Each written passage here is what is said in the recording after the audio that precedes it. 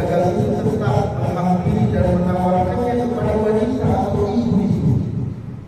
Silakan, maka ibu dipilih.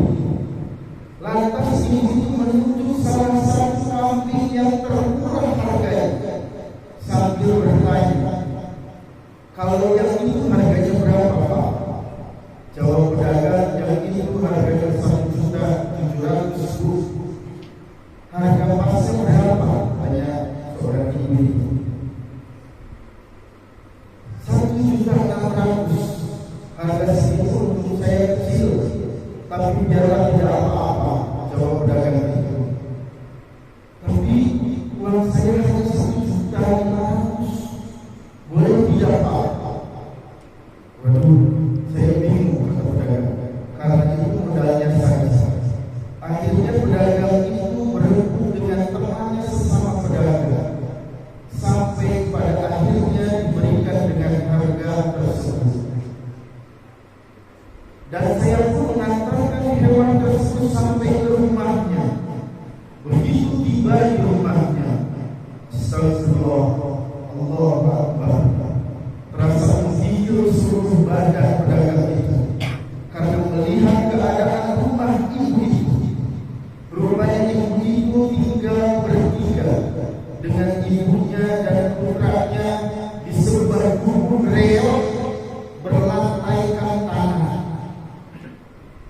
Saya tidak melihat tempat tidur di dalamnya seperti kasur, kursi, tamu, apalagi perabot mewah atau barang-barang elektronik. Yang terlihat hanya sebuah dipan kayu yang beralaskan tikar atau samak dan bantal lusuh dan bawah. Di atas dipan tertidur seorang nenek tua rentak dan kurus kering. Mak, bangun mak, ini lihat saya bawa apa? Kata ibu itu pada nenek yang sedang tidur sampai akhirnya terbangun. Mak, saya sudah berikan emas kambing buat kurban. Nanti kita antarkan ke masjid jamaah, kata ibu itu dengan penuh gembira. Si nenek sangat terkaget, tapi nampak jelas selalu bahagia di wajahnya. Ia segera berjalan keluar dengan langkah yang gontai dan bungkuk karena usianya yang sudah tua renta. Sambil mengelus-elus kambing, nenek itu berucap, alhamdulillah, akhirnya kesampaian juga emak berkurban. Pak, ini Pak uangnya.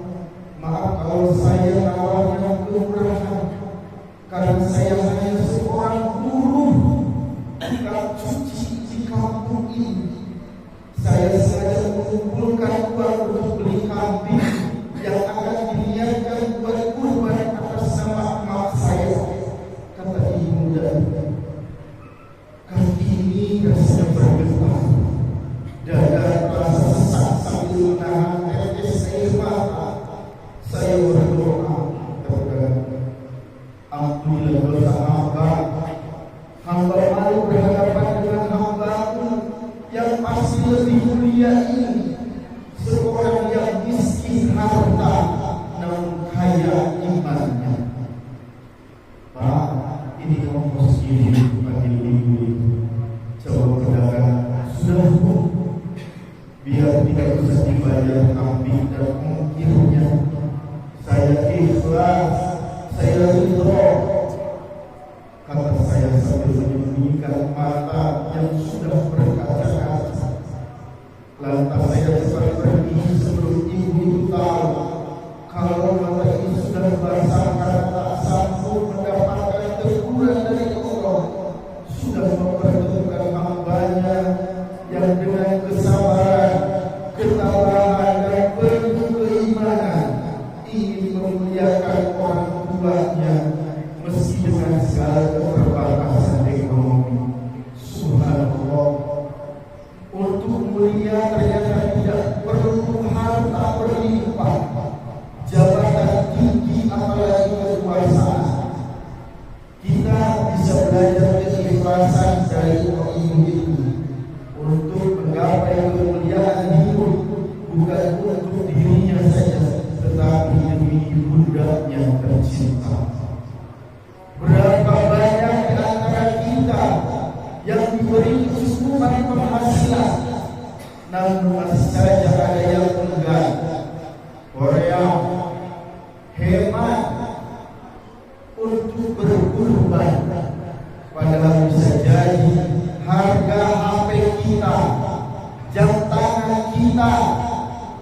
kita, perhiasan dan aksesoris yang menempel di tubuh kita, harganya jauh lebih mahal dibandingkan dengan seekor hewan kurban.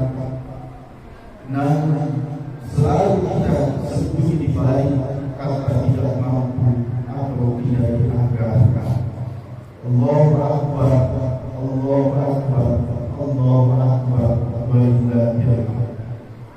Diriwayatkan oleh Muslim bahwa Nabi Sallallahu Alaihi Wasallam bersabda, jika kamu melihat hilal di bulan Dzulhijjah dan salah satu seorang di antara kamu ingin berkurban, maka hendaklah menahan dirinya dari memotong rambutnya dan kukunya.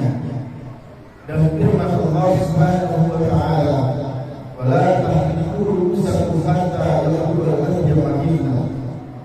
Dan janganlah kamu mencukur rambut kepalamu sebelum sampai di tempat penyembelihan. Adapun hikmah dan keutamaan kurban adalah yang pertama, kebaikan dari setiap helai bulu hewan kurban. Dari Zaid bin Arqam yang berkata, wahai Rasulullah, apakah kurban ini? Rasul menjawab, kurban adalah sunnahnya bapak kalian, yaitu Ibrahim alaihissalam. Lalu mereka bertanya lagi, apa keutamaan yang akan diperoleh dengan kurban ini? Rasul menjawab, setiap satu helai rambutnya adalah satu kebaikan. Al-Muhiyatu bisahibiha bi kulli sya'ratin hasan. Mereka bertanya lagi, kalau bulu-bulunya bagaimana ya Rasul? Rasul menjawab, setiap satu helai bulunya juga satu kebaikan. Hadis riwayat Ahmad dan Ibnu Majah. Yang kedua, berkurban adalah ciri keislaman seseorang.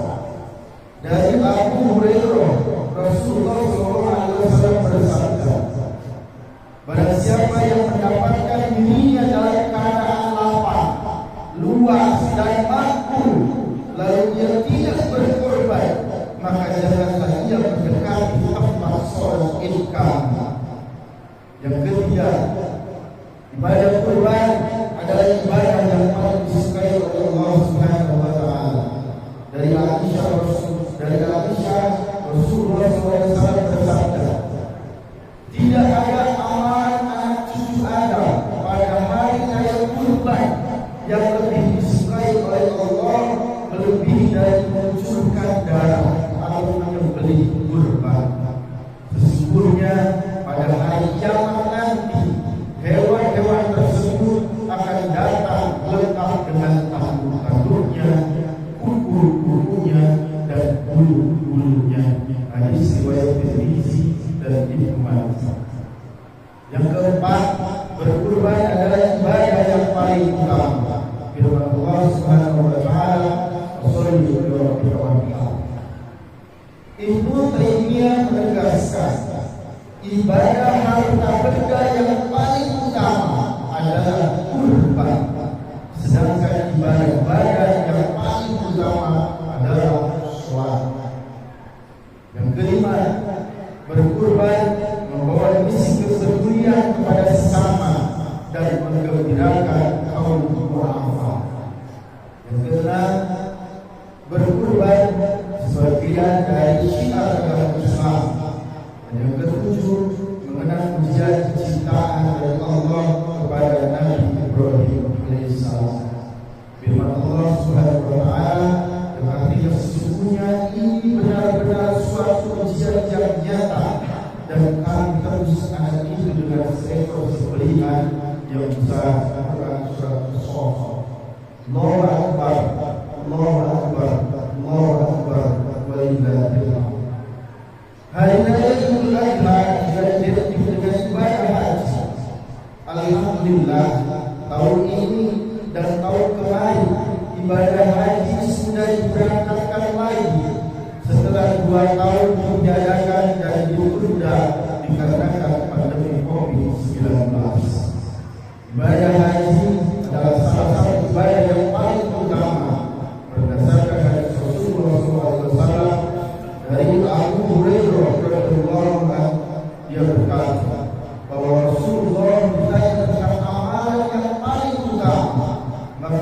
Rasulullah menjawab, iman kepada Allah dan Rasul-Nya.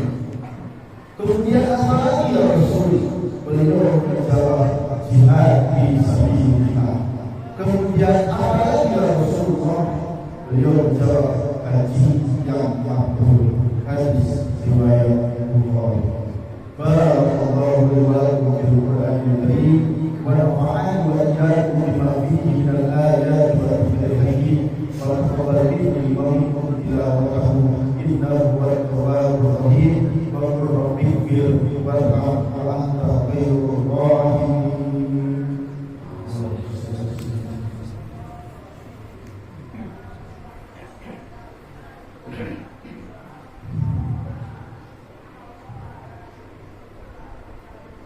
Allahu Akbar, Allahu Akbar, Allahu Akbar, Allahu Akbar, Allahu Akbar, Allahu Akbar, Allahu Akbar. Allahu Akbar kabira, walhamdulillahi katsira, wa subhanallahi bukratan wa asila. La ilaha illallah, wallahu akbar, Allahu Akbar, walillahil hamd.